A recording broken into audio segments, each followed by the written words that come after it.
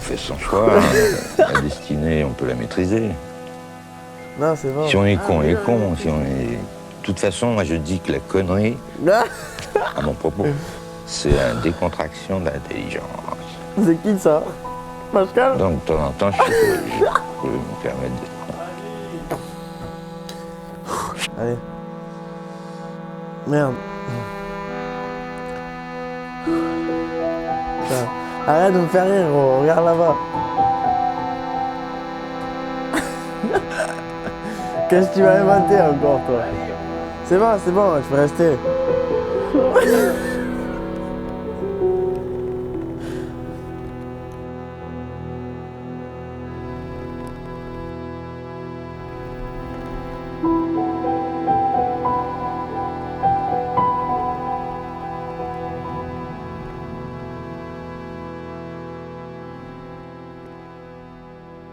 Je venais de rentrer des 6 jours au Portugal, qui s'était super bien passé pour moi. Du coup, j'étais en confiance, je me sentais bien sur la moto.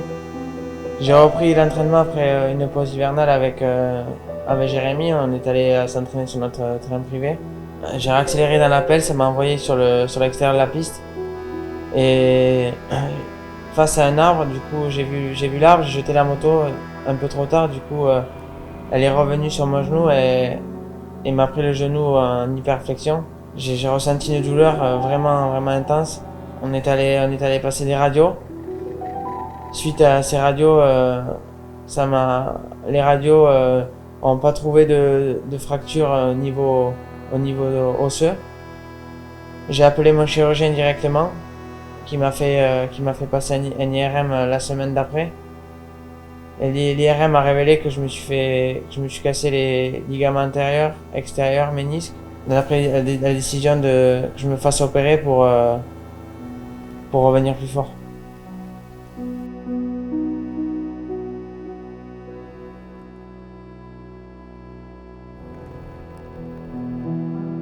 Ça a été une décision dure à prendre car j'avais loupé la saison de Grand Prix et de Championnat de France. Qu'il me restait encore une année en junior en championnat du monde. J'aurais bien aimé aller chercher le titre, du coup ça a été très dur pour moi de prendre cette décision. J'ai intégré le CERS pour remuscler ma jambe avant l'opération car c'est vraiment important pour la suite. Toi tu n'as même pas filmé un coup ma marque. Là je prends le voit.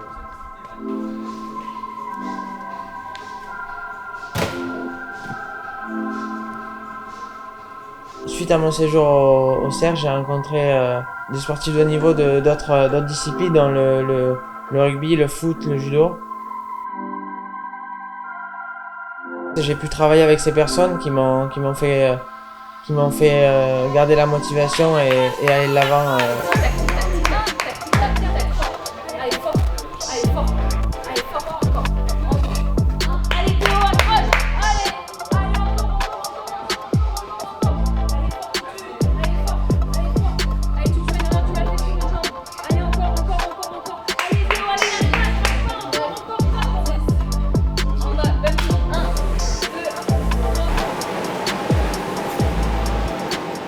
Du coup là on travaille les mobilités articulaires de Théo parce que pour l'opération en fait c'est important qu'il récupère surtout l'extension et également la flexion. Plus en fait il vient pour l'opération avec des mobilités articulaires optimales et plus la récupération elle sera bonne en post-opératoire. Donc là on est vraiment sur les mobilités. Ça c'est la priorité. Et le mieux aussi c'est qu'il ait un genou qui soit sec, donc avec très peu de volume et de choc rotulien. Donc c'est le liquide qu'il y a dans l'articulation. Plus il a un genou sec et plus le chirurgien il aura des facilités à travailler son genou en opération. C'est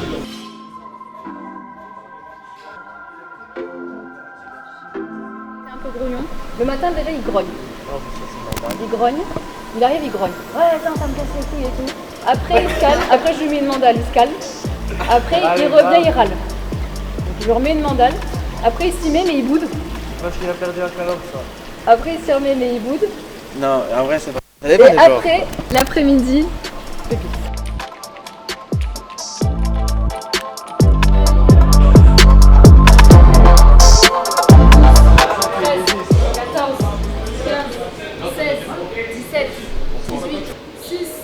Sept. 8, 9. Top, c'est parti en bas. 1, 2 secondes ici en bas, 10 secondes de griffe. Ok, tu sais, on l'a déjà fait Théo celui-là. 17, 18, 19, 20, allez, 21, 22, 23, encore, 24, 25, 23, stop.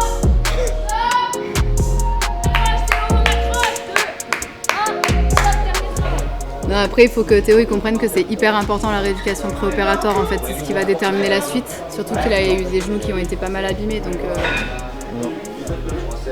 là, c'est important pour lui. C'est un peu une chance qu'il fasse une rééducation préopératoire. Mais ça va, il bosse. T'as déjà vu les fesses au béton? Tous les jours.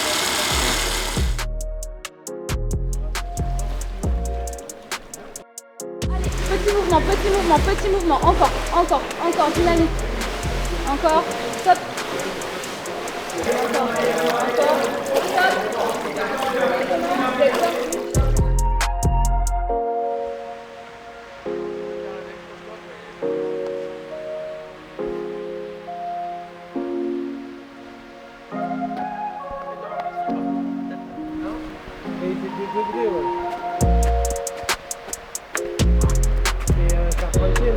Bien sûr. On appelle le berger. Tu vas chercher les moutons, bien sûr. Je viens de finir 2 semaines de préparation au CERS à Cabreton avant l'opération prévue le 3 février à Toulouse. C'était dur mentalement pour moi de garder la motivation suite à cette blessure. Mais dans ma tête, je voulais revenir vite sur la moto et gagner des courses dans les meilleures conditions possibles.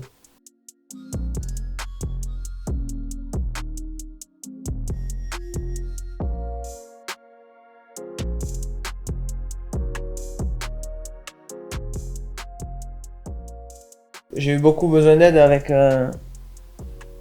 pour cette blessure, du coup j'ai quand même parlé beaucoup à mes parents et à mon entourage qui m'a aidé aussi pour surmonter cette blessure et pour garder le moral.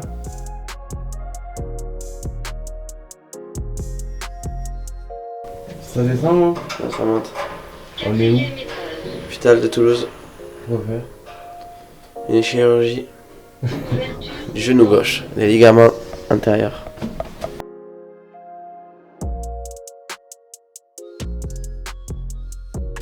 Je prépare ma saison 2020 pour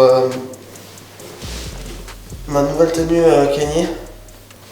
Nouvelle botte Gaël. On est là, présent. J'ai fait confiance à Étienne Cavagnac qui m'a opéré du genou pour la 3e fois. Malgré les nombres doutes et coups moraux que j'ai eu suite à cette opération, j'ai toujours relativisé et pensé à mes anciennes blessures et j'ai toujours réussi à revenir au meilleur niveau. C'est ce qui m'a aidé pendant mes moments de doute.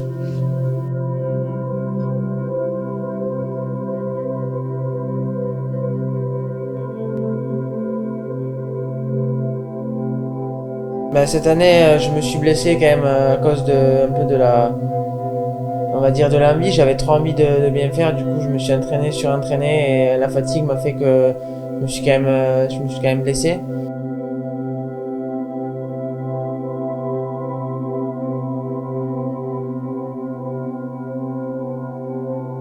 Je remercie les kinés du CERS pour m'avoir aidé à essayer de retrouver toute ma flexion et tout mon muscle de la jambe, car j'ai quand même passé un mois sans poser le pied avec la telle et la jambe droite. Du coup j'ai quand même perdu tous mes muscles et ma jambe s'est beaucoup enraidie. Du coup on a essayé de travailler beaucoup la flexion qui m'est encore gênante aujourd'hui. Sur les amplitudes, tu es réduit de 0 à 60 degrés pendant 1 mois et après pendant J30 à J45 jusqu'à 90. Là, normalement, tu peux plier. Non, on est à J27. C'est ça? Ouais, on est presque à 1 mois. Ouais, le ligament antérieur, on te l'a fait avec le TFL. coup, c'est le fascia lata. Et ça, c'est bien parce que c'est une technique qui permet de toucher ni au quadri et ni à l'ischio. Ok? Donc ça, c'est impeccable pour toi. Et vu que tu as des genoux qui ont déjà souffert un petit peu, c'est parfait. Là, on va regarder si c'est un choc rotulien. Donc ça, le choc rotulien, c'est quand tu as un peu d'eau sous la rotule. Tu en as un tout petit peu. Tu vois, tu sens, ça fait cloc, cloc, cloc. C'est le signe du glaçon, ça. Quadri saillant, relâche. Relâche, contracte. Ok, ça c'est bon. Faut que tu privilégies pour chaque chose la qualité à la quantité. Ça sert à rien que tu mettes 100 si c'est pour compenser.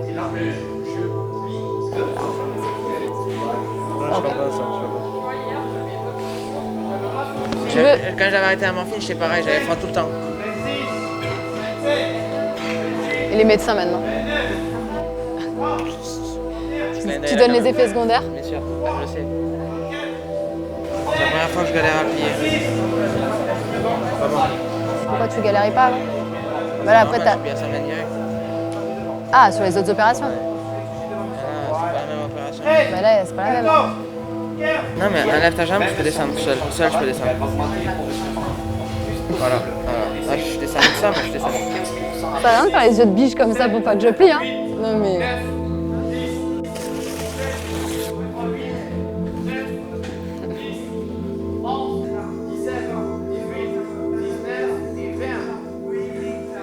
Nous, on voit que ce qu'on voit, Théo. Et là, qu'est-ce qu'on voit? Qu'est-ce qu'on voit? On voit que ça plie pas. Là, qu'est-ce qu'on voit là? T'appuies dès que ça tire. Tu rappuies, ça redescend. Posture un petit peu en haut, tu fais 2-3 secondes, tu sais où tu postures quand c'est en haut, que ça tire un peu. Tu restes, tu poses ta fesse et tu redescends. C'est bon? Attends, je vous rappelle, je travaille là, je suis pas là pour rigoler.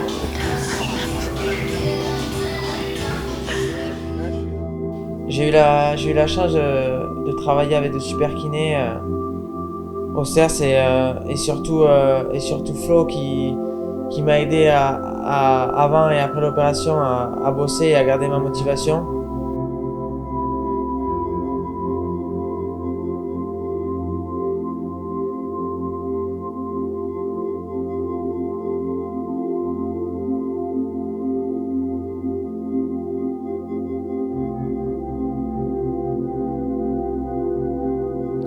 Françaises, Français, l'épidémie de Covid-19 était peut-être pour certains d'entre vous une idée lointaine.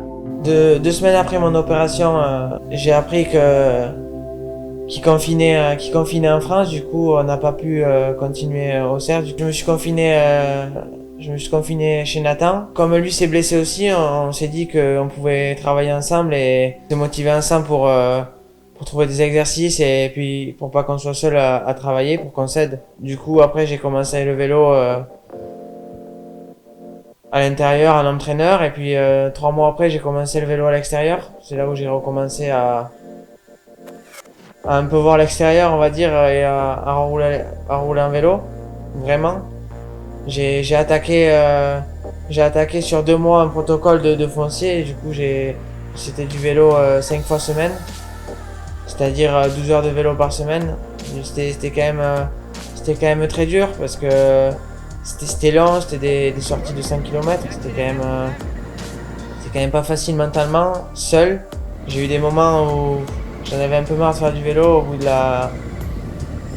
de la 4e semaine. Puis je me suis dit qu'il fallait quand même insister, continuer. Et puis j'ai enchaîné un mois après à recommencer à faire un peu plus d'intensité.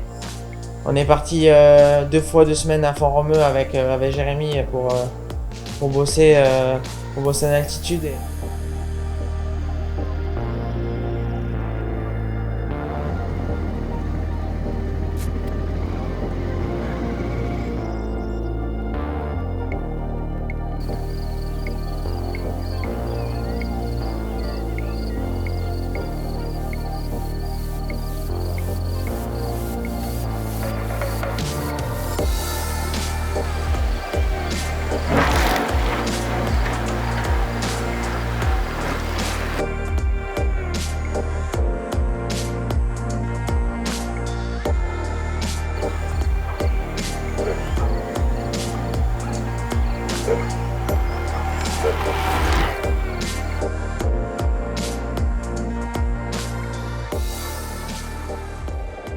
Quand j'ai repris la moto à Font-Romeu en août, 6 mois après ma blessure. Je savais que j'avais 1 mois et demi pour être prêt pour l'ouverture des courses. J'ai passé vraiment beaucoup d'heures sur la moto à essayer d'enlever cette appréhension et essayer de retrouver ma vitesse.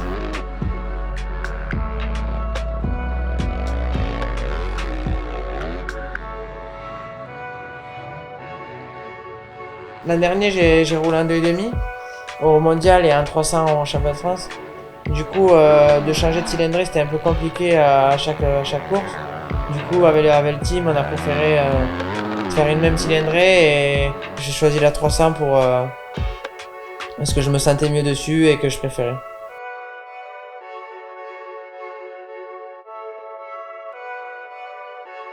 Je demandais qu'est-ce qu'on fait là, est-ce qu'on vire à cette vitesse, est-ce que je peux cabrer ça là, est-ce que j'étais vraiment perdu. Puis j'ai vu que la première journée j'étais dans le coup et ça m'a surpris.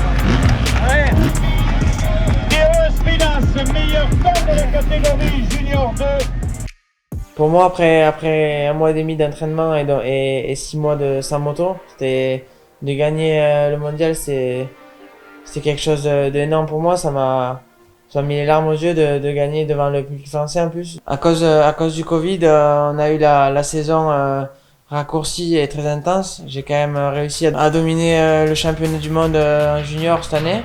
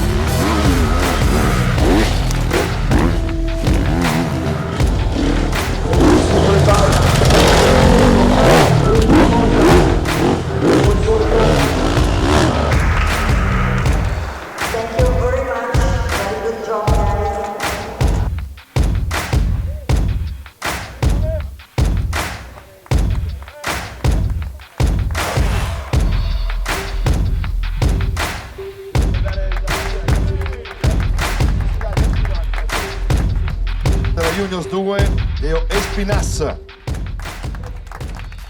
Je suis arrivé à l'avant-dernière course du championnat au Portugal. Je suis arrivé en tête du championnat avec 4 points d'avance. Du coup, très serré car il n'y a pas eu beaucoup d'épreuves. Malheureusement, on le sait, c'est un sport mécanique. J'ai eu un problème technique sur la moto. Du coup, j'ai abandonné la première journée, ce qui m'a fait perdre la tête du championnat.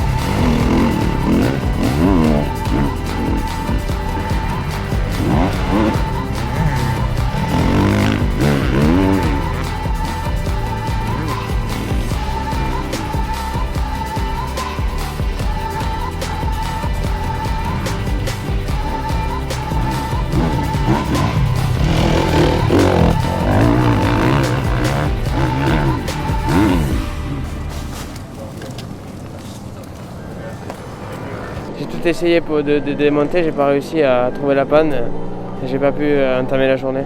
C'était vraiment compliqué de rouler parce que j'ai pas roulé la veille sur toutes les spéciales, du coup j'ai juste marché, du coup je connaissais pas vraiment bien le sol, etc. Du coup j'ai vraiment eu du mal les 2 premiers tours.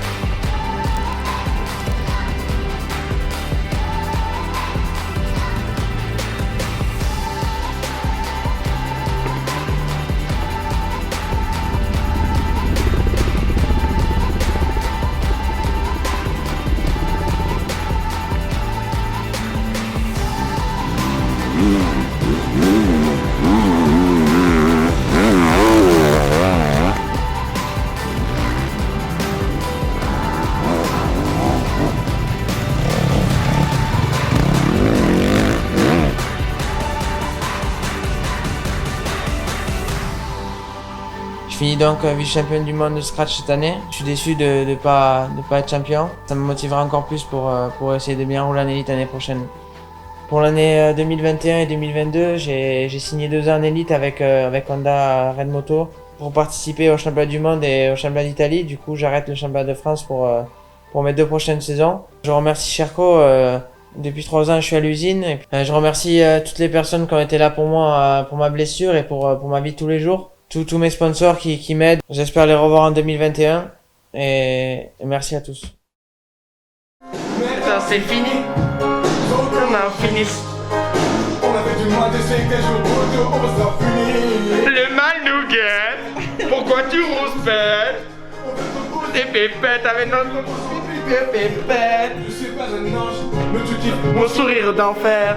tu n'es pas une esprit, moi chérie, ton cœur. Je vais faire couillard. Moi je vais bien. Moi je vais bien.